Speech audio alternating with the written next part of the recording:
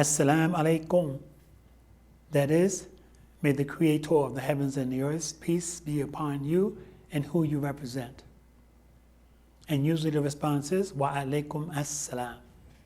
And you are saying, and may the Creator's peace be upon you and who you represent as well. And usually you can give a greater response. And so we recognize here today in America, we're in the capital district of Albany, New York. And we ask all of you to consider being mindful of those that don't have, those that have less, those that are in Puerto Rico, other parts of the world that are going through experiences of tornadoes, hurricanes, droughts, all types of things that's happening to people in the world, whether it's a war in Ukraine and Russia, people of Russia that are suffering, people in Ukraine that are suffering, people in Africa that are suffering, in China, people in all parts of the world that's going through humiliation and suffering, the same suffering and humiliation that the ex-president of the United States of America is going through. Let us be conscious and be mindful that prayer works. Let us pray for those individuals that are put in situations and circumstances beyond their control. I'd like to share with you today, because we hear in the news about the Attorney General in New York that is going through a process of causing for certain people to be pleased to hear of the position that was taken in reference to Donald Trump and his family and his business. Let us be clear, dear beloved people, and this is important that we recognize and understand this. I'll try to say it the best way I can, and hopefully you'll understand it. And if you don't, 518-779-5893. There's so many people in the world wonder why Donald Trump is not in jail, why he hasn't been indicted, why he hasn't been criminally charged for all the things that we believe has been done. And you hear a lot of reasoning as to why, because he's a former president. It's not about being a former president. It's because he's European, because he's a nationalist, because they're afraid. Listen, dear beloved people, understand, justice is always coming. Always. You must believe that if you believe in the Creator of the heavens and the earth. Justice is always coming. For those individuals that are killed, murdered, innocent people, be assured the Creator has a blessed place for them. Say a prayer for them. Remember the good that they shared with you. Remember the example of goodness in their heart and their demonstration of their character that will help you get through the circumstances that we're experiencing here in this country and throughout the world, and in your family life, in your business life, in your cultural life, your social life, your religious life, and your political life. Take the good from all those that are living and all those that passed. Take the good from all of them. Inculcate that into your mind. Inculcate that into your spirit. Inculcate that into your understanding and thinking so that you can be a better person, a better model person of human excellence. So you must understand this argument in the world about President 45, Donald Trump, is all about intent and evidence. Intent and evidence on anyone.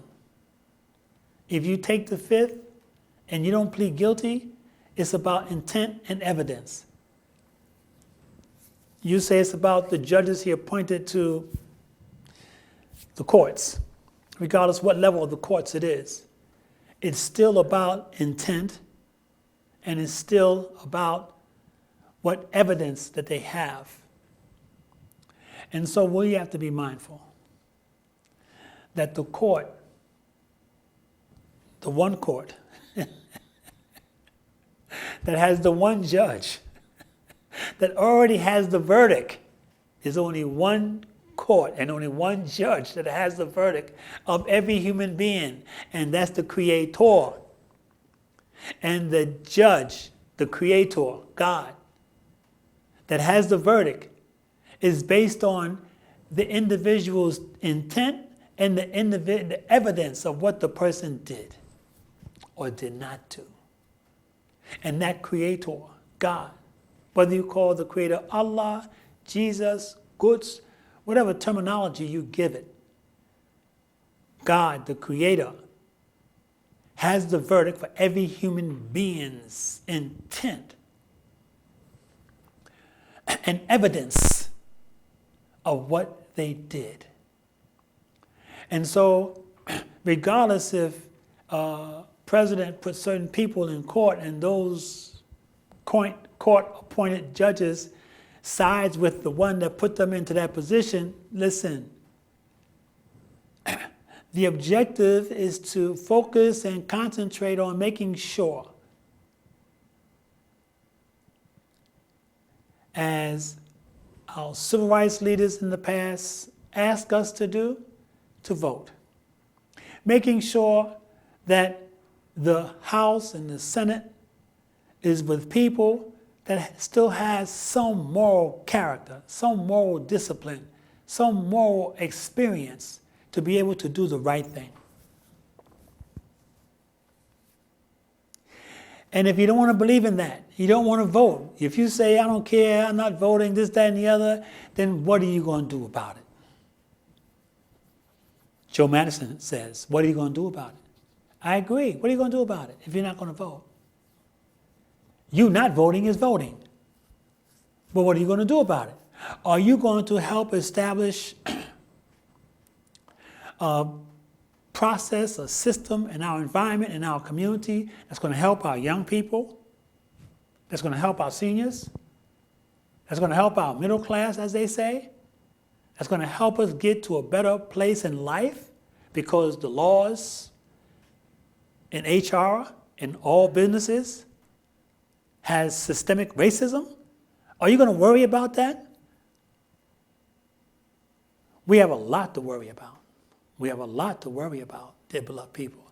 But let's put our worry on those things that's very significant for our current day establishment in our family that will allow for us to make progress for self and our family. For my wife, for my husband, you have to be able to realize and understand that it's necessary and essential for us to be able to do the appropriate things that will allow for us to have human excellence. Not black excellence and white excellence and Spanish excellence and Chinese excellence and Korean excellence and Japanese excellence, African excellence, human excellence. So it's essential and necessary for us to be able to make progress. How do we do that? 5 P's. Proper preparation prevents poor performance in everything we do. Let's only give minimal amount of time to those things that we can change with our own hands. Let's give a minimal amount of time to those people that want to talk with us all day long on the cell, at our employment. Let us look at the 5 P's. Proper preparation prevents poor performance. Proper preparation, preparing ourselves. They say maybe another civil war. It won't be like the last civil war, because look who you work next to, who you living next to, who's in your environment, in your community. Prepare yourself. Do you have water? Are you able to have cases of water in your house? Honey?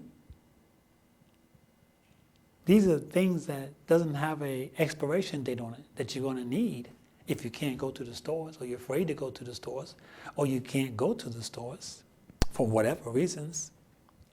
Dates. things that you need to have that don't expire. Not canned foods. Canned food may expire and won't be healthy for you.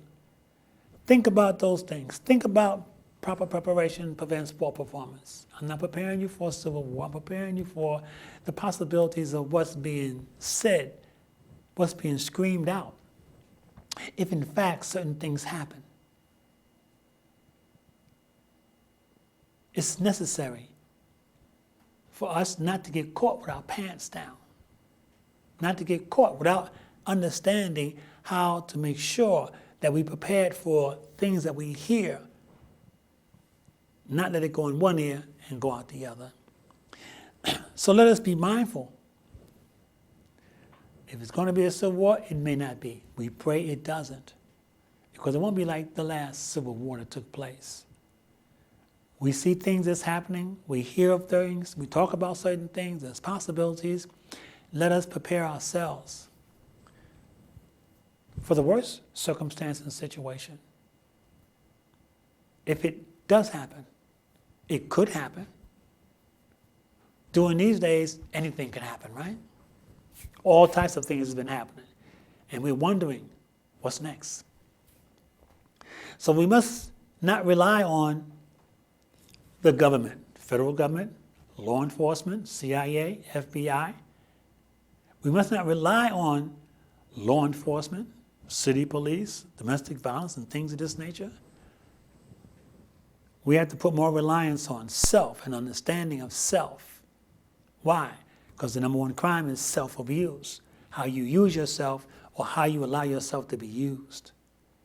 Do you allow yourself to be used by social media, television? Do you believe the vision they have for you?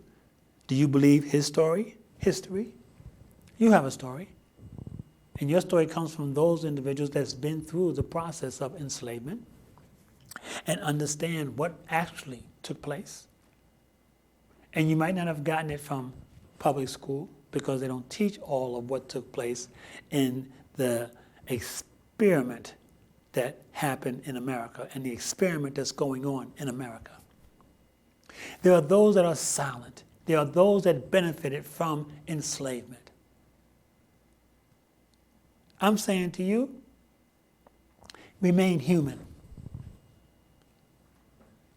You take on another identity, you're going to be lost in the sauce. You're going to be lost in what they want you to believe the way African Americans should think, or black should think, or colored should think, or Negro should think, or the way Caucasians should think, or whites should think, or them, or the way Asians should think, or Indians should think, Indians from India,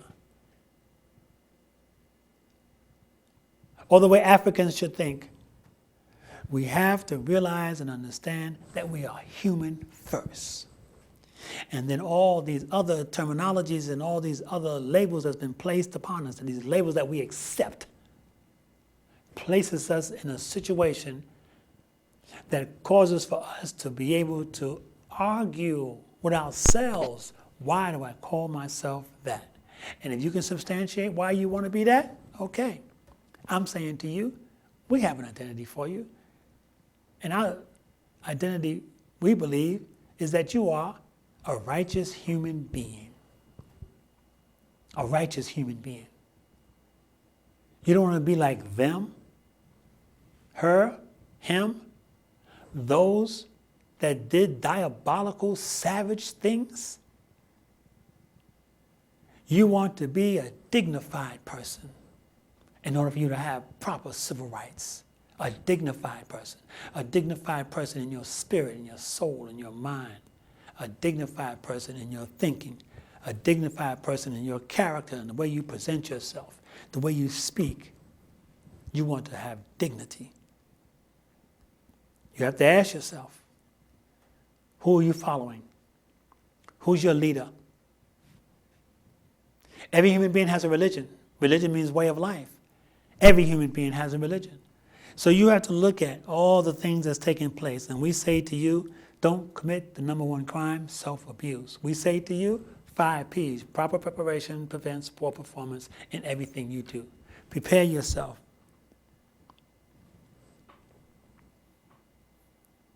Word or fact? Both. We want to be able to realize and understand that there's an objective of the enemy to mankind. And the objective of the enemy to mankind is to get human beings to believe that they are not who they truly, really were born to be. The enemy to mankind, whether you want to call it the devil, the Satan, the enemy to mankind objective is to invite you, not to force you physically, but to invite you to a lifestyle that's ugly and nasty and indecent, disrespectful. In my way of life,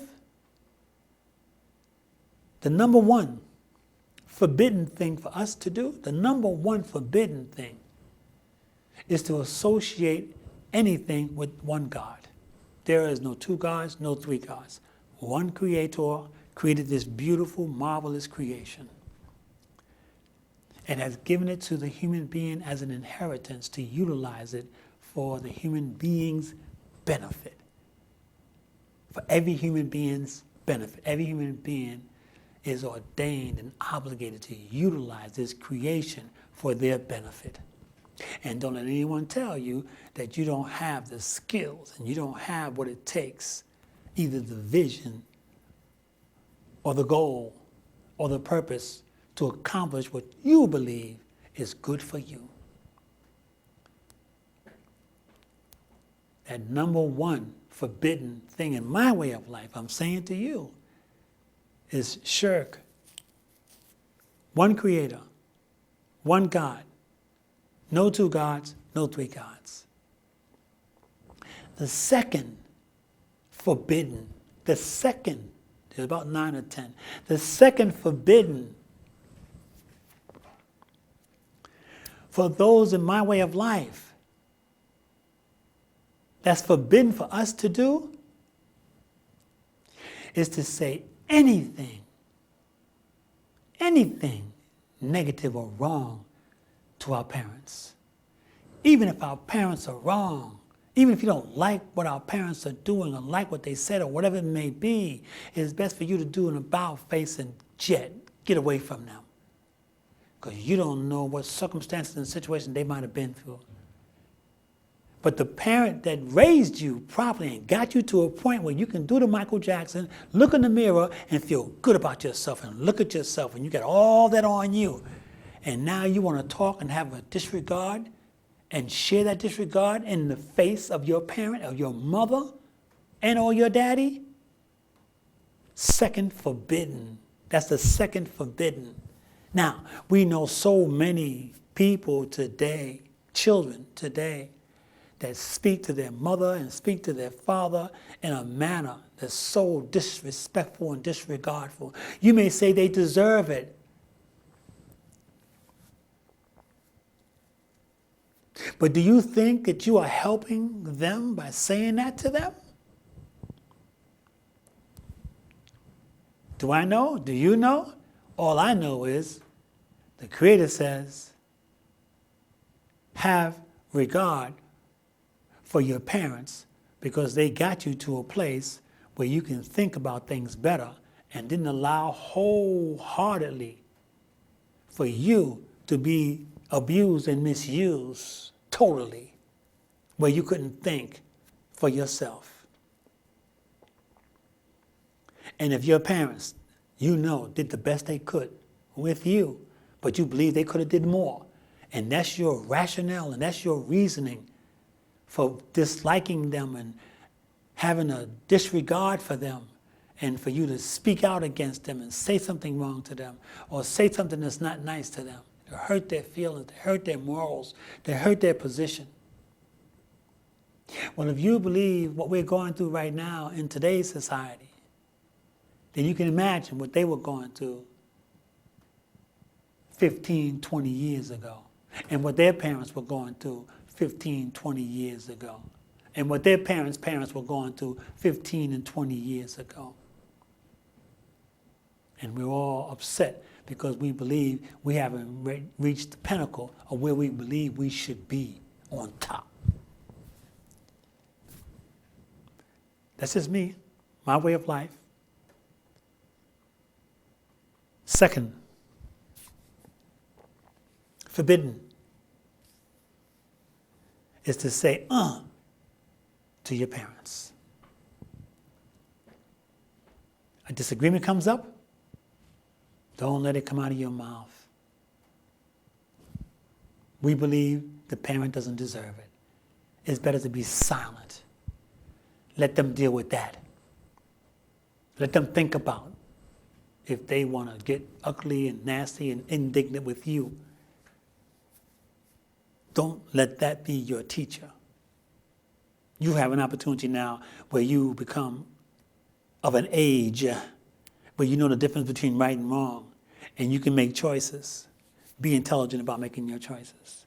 Be intelligent about how you respond, not react, respond to your parents especially. Why? Because when the Creator allowed for us to be created, He had a regardfulness for us, to make us in a certain way. Beautiful hair, eyes, nose, ears. Our whole presence. And now we look in magazines and we want to change it. We want to change our whole contextual concept of our body and everything. We think the Creator made a mistake. We think the Creator made a mistake. We think the Creator should have made me a female, not a male. We think the Creator should have made me a male, not a female. Really? Be who you were created to be. Ask yourself what caused for you to want to be or have a different design or be a different creation.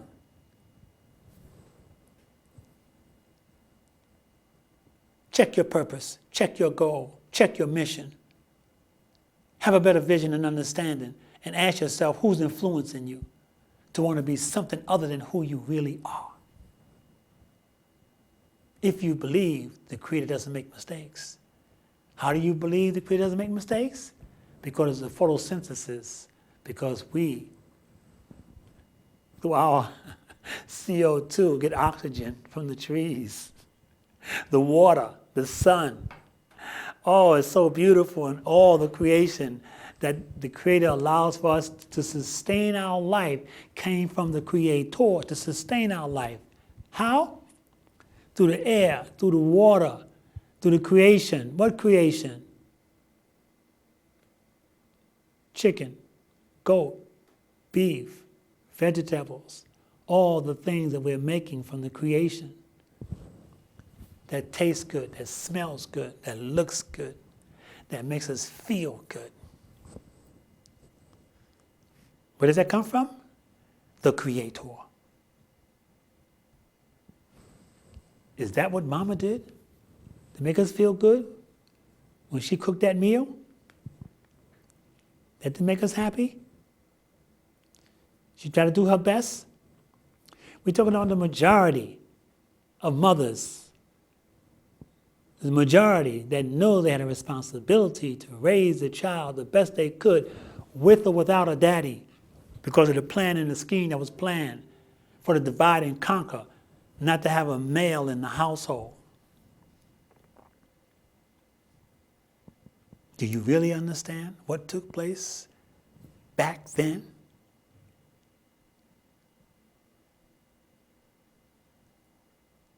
When mother had a child, and the savages took the child and sold that child, do you know what that did to that mother? Do you know what it does to the mother when the child is watching the TV all day? When there was no cell phone, and the schemes and the plans and the cons was taking the children out of the household, feeding them appetites that they couldn't afford?